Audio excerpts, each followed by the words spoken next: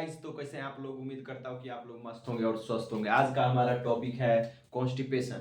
तो कॉन्स्टिपेशन क्या होता है ये जानेंगे।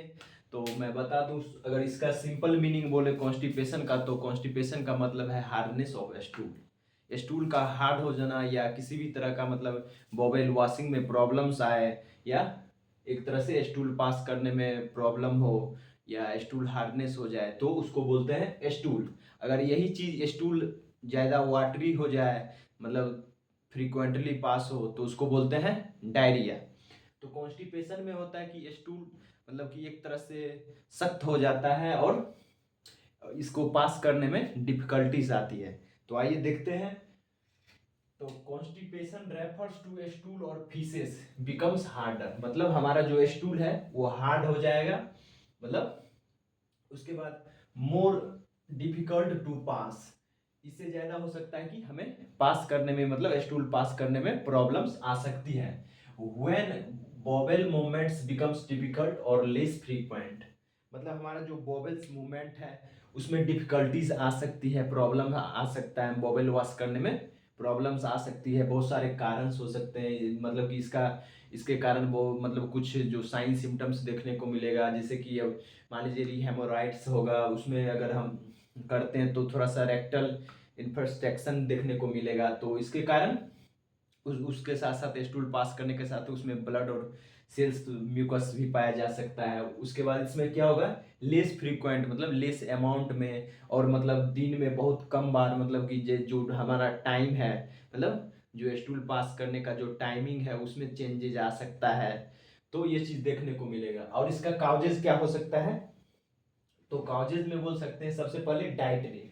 तो डाइटरी सबसे महत्वपूर्ण चीज है किसी भी हेल्थ कंडीशन को अच्छा होना या खराब होना। तो आपका डाइट जो है वो रेगुलर अच्छा होना चाहिए, गुड होना चाहिए, जो कि हमारे हेल्थ के लिए जो कि बेनिफिट हो, बेनिफिशियल हो, वो चीज होनी चाहिए, ताकि आपका हेल्थ ना बिगड़े।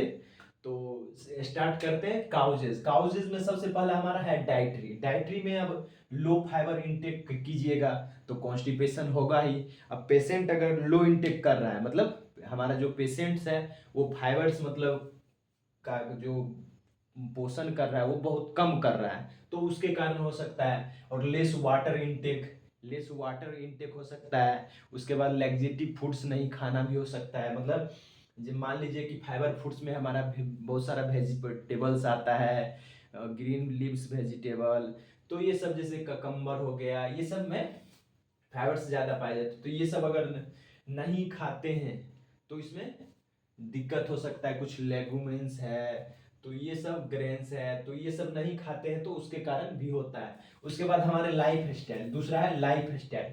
तो हमारा लाइफ स्टाइल जो है, जो हम किस तरह से दिन अपना गुजारा करते हैं, तो एक्सरसाइज करते हैं या नहीं करते हैं, कि भर दिन टीवी मोबाइल पे देखते रहते हैं, रील्स चलाते स्क्रॉल करते रहते हैं, तो ये सब के कारण भी हो सकता है। तो लैक ऑफ एक्सरसाइज में मतलब है कि आप मतलब कोई भी काम नहीं कर रहे हैं, चलते फिरने का काम नहीं कर रहे हैं, कुछ नहीं कर रहे हैं, तो उसके कारण भी एक तरह से कॉन्स्टिपेशन देखने को मिल सकता है। आप चलिएगा, एक्टिविटी कीजिएगा, तभी आपका मेटाबॉलिक प्रोसेस जो है इंक्रीज होगा। तो उसके बाद है सेडेंट्री लाइफ। सेडेंट्री लाइफ में का मतलब है कि एक तरह से जो लाइफ स्टाइल है हमारा, एक तरह से जैसे अब कुछ जो होते हैं लोग पूरा मोबाइल देखते रहते हैं, टीवी देखते रहते हैं, एक बिल्कुल एक्सरसाइज नहीं करते, तो वही मतलब है हमारा सेडेंट्री लाइफ स्टाइल जो है। आप सही से नहीं कर रहे हैं, मतलब रेगुलर एक्सरसाइज हो, या कभी मतलब कुछ भी करने का नहीं, एकदम बैठे रहते हैं, तो इसके कारण भी हो सकता है। और इसमें लाइफ स्टाइल में इतना ही है, मतलब थोड़ा सा अगर इम्प्रूव करना चाहते हैं तो इसमें एक्सरसाइज कीजिए, सुबह सवेरे जल्दी उठना, मतलब ये सब काम कर सकते हैं। तो उसके बाद मेडिकल कंडीशन में क्या हो सकता है, मेडिकल कंडीशन में हाइपोथायरोडिज्म। इसमें मेडिकल कंडीशन में हाइपोथायरोडिज्म हो सकता है। हाइपोथायरोडिज्म का मतलब है कि हमारा जो थायराइड ग्लैंड है वो काम करना बंद कर देता है। उससे क्या होता है, थायरोक्सिन जो हार्मोन्स है, मतलब थायराइड ग्लैंड से जो हार्मोन्स है वो हमारा रिलीज होना कम हो जाता है, जो कि मेटाबॉलिक हमारा एक्टिविटीज है, मेटाबॉलिज्म को लेस कर देता है। तो ये अगर काम करेगा तभी हमारा मेटाबॉलिक थोड़ा चलेगा ठीक से, मतलब काम करेगा। इम्बाइलेंस हो जाता है हमारा मेटाबॉलिक एक्टिविटी इम्बैलेंस हो जाता है हाइपोथायरॉयडिज्म होने के कारण, इसके कारण भी हो सकता है। और डायबिटीज तो होगा ही, डायबिटीज में अगर होता है तो कॉन्स्टिपेशन देखने को मिल सकता है। उसके बाद इरिटेबल बॉवेल सिंड्रोम भी हो सकता है, मतलब हमारा जो बॉवेल सिंड्रोम है भी हो सकता है। अगर उसमें कोई बॉवेल में अगर किसी भी तरह का दिक्कत है तो बॉवेल सिंड्रोम है तो उसके कारण हो सकता है। उसके बाद कोलोन कैंसर, हमारा जो कोलन है इंटेस्टाइन के अंदर, मतलब जो कोलोन है वो हमारा अगर किसी भी तरह का कैंसरस सेल वहाँ पर पाया जा रहा है तो उसके कारण भी कॉन्स्टिपेशन देखने को मिल सकता है। तो बहुत सारा कारण है इसमें भी, तो आगे एक एक करके बात करेंगे। तो इसमें है डिस्टर्ब रेगुलर डाइट, हमारा जो डाइट है, डाइट हम लोग टाइमली खाते हैं, लंच करते हैं, उसके बाद डिनर करते हैं, तो मतलब किस ढंग से ब्रेकफास्ट के बाद लंच करते हैं, लंच के बाद डिनर करते हैं, तो समय वो रेगुलर टाइम जो डिस्टरबेंस हो जाता है उसके कारण भी होता है। आप कहीं भी जाते हैं 2-4 दिन मान लीजिए इधर उधर घूम रहे हैं, ट्रेवल कर रहे हैं, तो आपको सही से खाना नहीं मिल रहा है, और प्लस में जो खाना मतलब एक तरह से फास्ट फूड खा रहे हैं और टाइमली नहीं खा रहे, तो उसके बाद वही चीज कॉन्स्टिपेशन देखने को मिल सकता है। दूसरा न्यूरोलॉजिकल कंडीशन, न्यूरोलॉजिकल कंडीशन में मतलब हमारा नर्वस सिस्टम का एक तरह से कंडीशन, मतलब मानसिक रूप से जो होता है, पार्किंसनिज्म हो सकता है। उसके बाद मल्टीपल स्क्लेरोसिस देखने को मिल सकता है।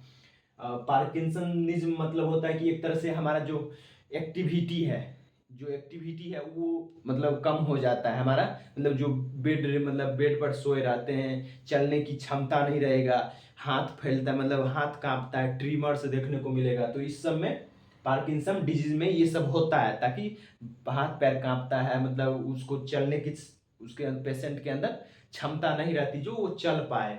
तो इस सब कंडीशन में हो सकता है, जैसे न्यूरोलॉजिकल कंडीशन में पार्किंसनिज्म है, जो कि हमारा एक तरह से मतलब कि चलने फिरने की जो क्षमता है उसको खत्म कर देता है, हाथ पैर कांपता है, ट्रीमर्स मतलब देखने को मिलता है, तो उसके कारण भी हो सकता है। उसके बाद मल्टीपल स्क्लेरोसिस, मल्टीपल स्क्लेरोसिस में आता है कि मतलब हमारा जो ब्रेन स्पाइनल कॉर्ड्स है उसका जो कवरिंग लेयर्स है उसमें अगर किसी भी तरह का प्रॉब्लम्स मतलब आता है, वो एक तरह से डिस्टर्ब हो जाता है, तो उसके कारण भी देखने को मिलेगा किसमें, मल्टीपल स्क्लेरोसिस।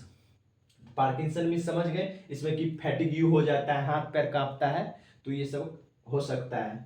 उसके बाद आता है ये जो मल्टीपल स्क्लेरोसिस, ये चीज समझ गए। मल्टीपल स्क्लेरोसिस मतलब कि जैसे कि हमारा ब्रेन स्पाइनल कॉर्ड में है, न्यूरॉन्स है, उसका जो माइलिन शीथ है, कवरिंग लेयर है, उसको डिसरप्ट कर देता है, वहां पर एक तरह से गांठ बनने लगता है, वो टफ हो जाता है, टाइटनेस हो जाता है, हमारा माइलिन शीथ का जो टिश्यू है वहां का टाइट हो जाता है।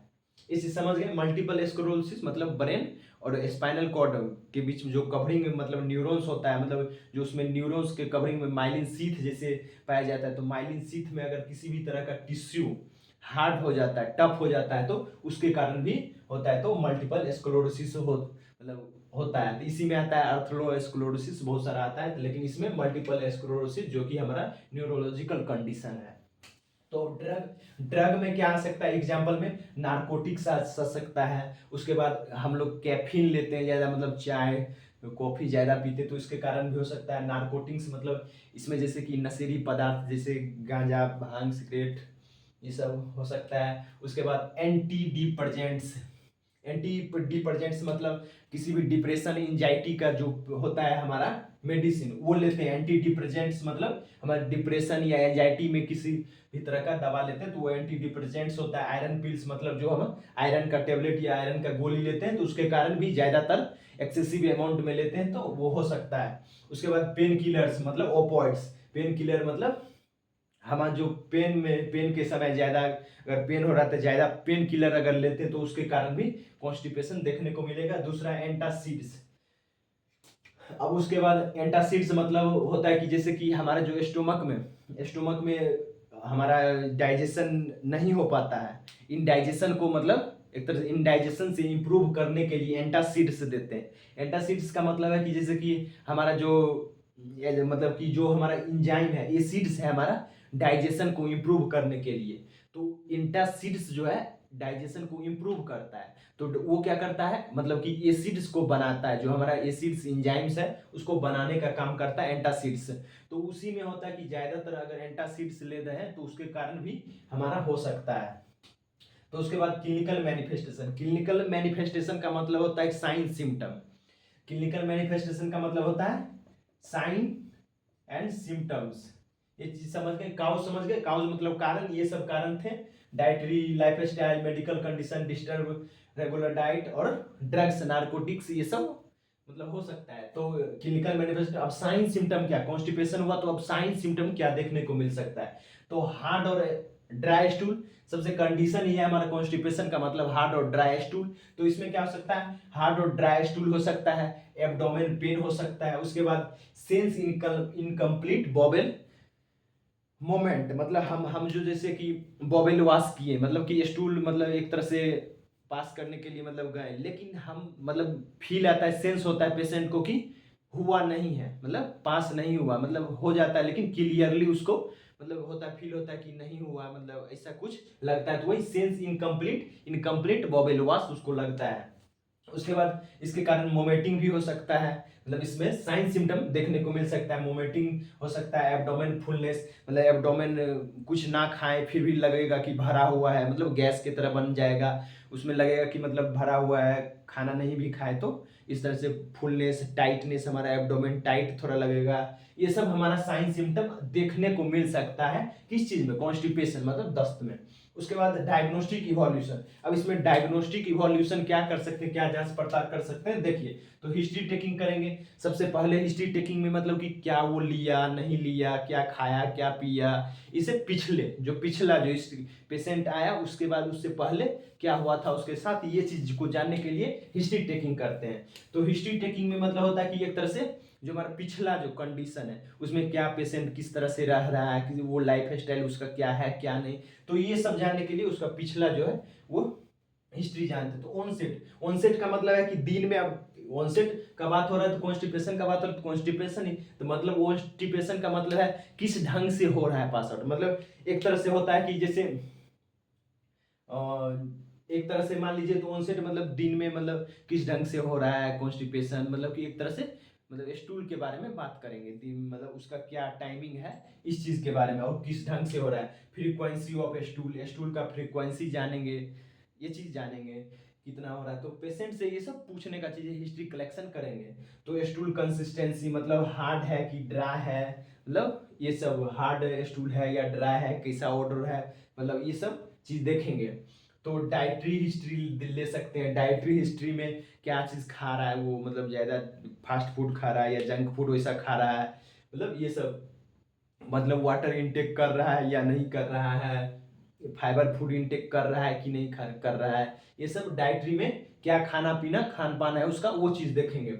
उसके बाद फिजिकल एक्टिविटी कैसा है, भर दिन मोबाइल पे रील्स स्क्रॉल करते रहता है, तो ये सब कारण हो सकता है। तो फिजिकल एक्टिविटी उसका क्या है, चल फिर रहा है कि नहीं, एक्सरसाइज कर रहा है कि नहीं, रनिंग कर रहा है कि नहीं, कि भर दिन सोए रहता है, उसके कारण भी हमारा पेशेंट अगर भर दिन सोए रहता है तो उसके कारण कॉन्स्टिपेशन देखने को मिलेगा, और हम लोग अगर सजेस्ट करेंगे कि थोड़ा सा एक्सरसाइज कीजिए, ज़्यादातर घूमिए फिरिए, वॉकिंग रनिंग जो भी करना कीजिए।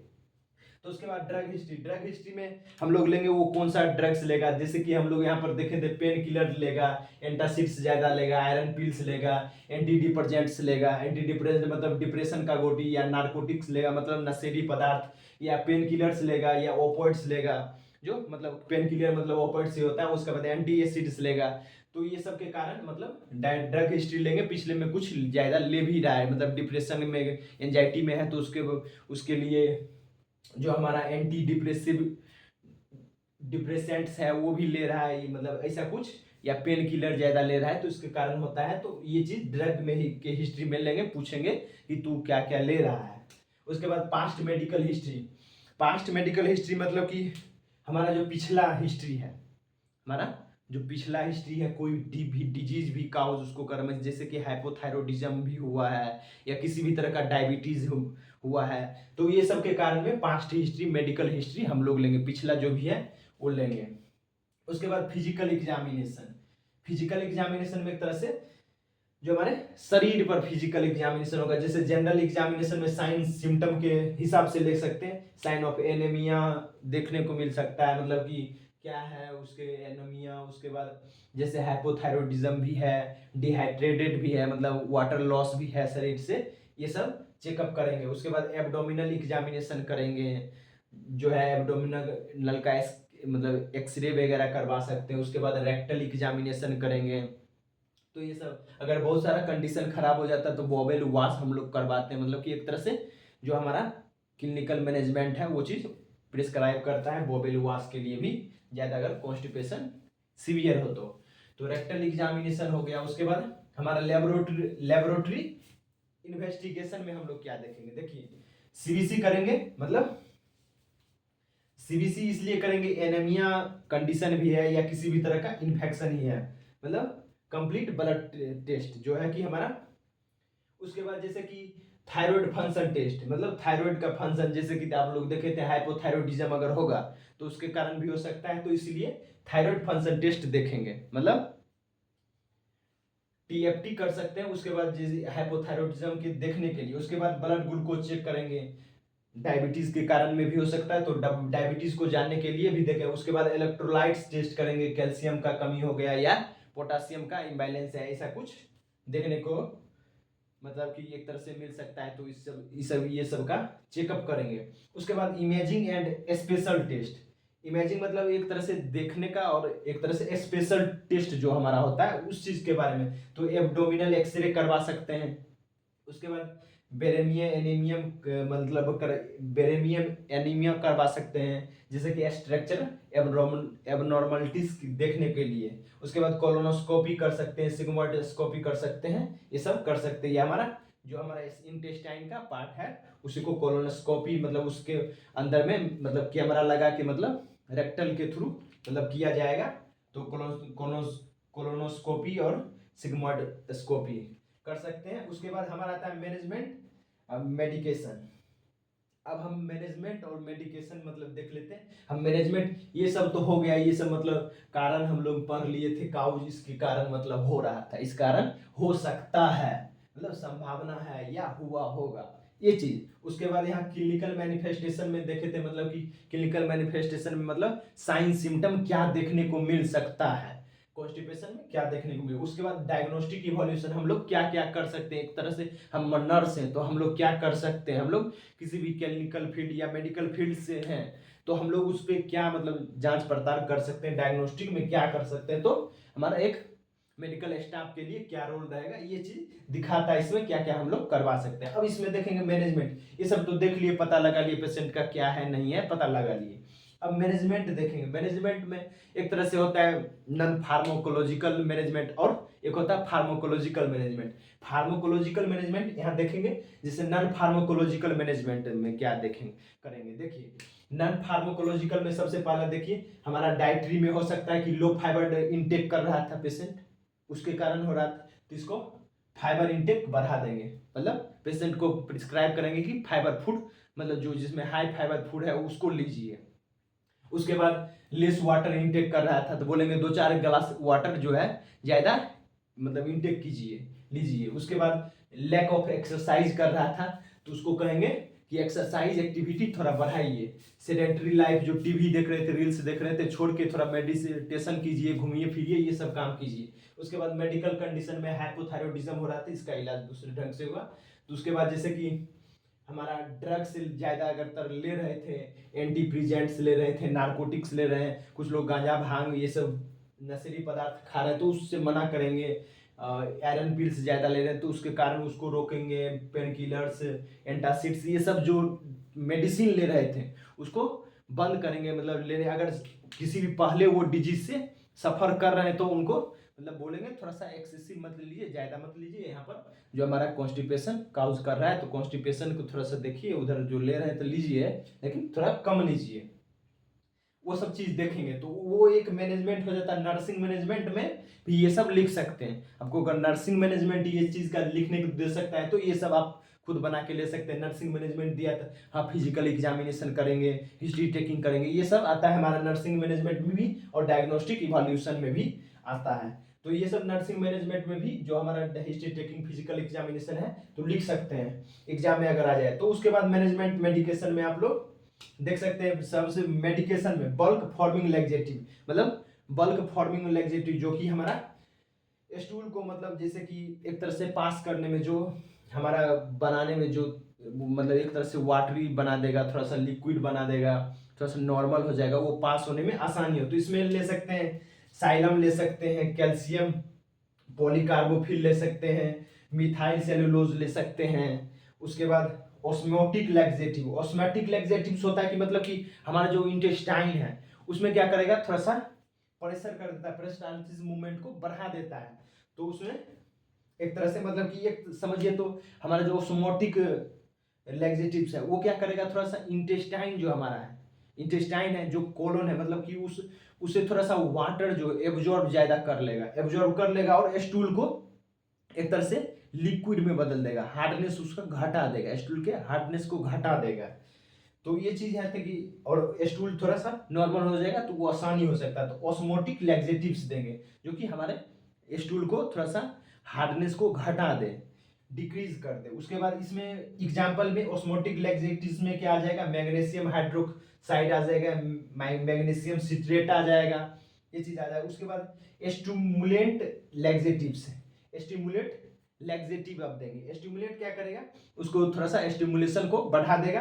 तो इसमें आता है बिसाकोडाइन, उसके बाद सिनोसॉइड्स, उसके बाद आता है स्टूल सॉफ्टनर जो स्टूल को सॉफ्ट बना देगा, जो कि निकलने में आसानी होगा, पास आउट होने में हमारे रेक्टल से मतलब जाएगा और एनएस के थ्रू निकलने में आसानी होगा। और ज़्यादा टाइट रहता है, अगर नहीं निकलता है तो उसके कारण होता है कि थोड़ा सा कट फट हो जाता है और टीयर्स हो जाता है, इसके कारण मतलब सेल्स हो जाता है, टीयर हो जाता है। इसमें होता है कि एक तरह से रिहमाटाइट्स हो सकता है। इसमें स्टूल सॉफ्टनर में हम लोग क्या देख सकते हैं, डोगोसेट दे सकते हैं, ये क्या करेगा, स्टूल को सॉफ्ट कर देगा। उसके बाद हमारा क्रोनिक कंडीशन में क्या दे सकते हैं, लुबिप्रोस्टोन दे सकते हैं, जो कि हमारा क्रोनिक हो गया, अब पेशेंट मतलब एक तरह से सीवियर कंडीशन में ज्यादा दिन सो सके, सीवियर कंडीशन में हम लोग बॉवेल वॉश करवाते हैं। उसके बाद जैसे कि लिनाक्लोटिड दे सकते हैं, प्रोकोलोप्राइड दे सकते हैं। तो ये सब क्या है हमारा एक तरह से क्रोनिक कंडीशन में ये सब मेडिसिन दे सकते हैं, जैसे लुबिप्रोस्टोन, लिनाक्लोटाइड, उसके बाद पूरी हाँ प्रोकेलोप्राइड, ये सब दे सकते हैं। तो उम्मीद करता हूँ कि आप लोग को समझ आ गया होगा। तो समझ आ गया तो एक लाइक कर दीजिए और एक अच्छा सा कमेंट कर दीजिए, और मिलते हैं अगले वीडियो में। इसके यहाँ तक पहुँचने के लिए धन्यवाद। चैनल को सब्सक्राइब कर ले, बेल आइकन को दबा दें ताकि वीडियो सबसे पहले आप तक पहुँचे। तो धन्यवाद। तो मिलते हैं अगले वीडियो में, लाइक कर दीजिए।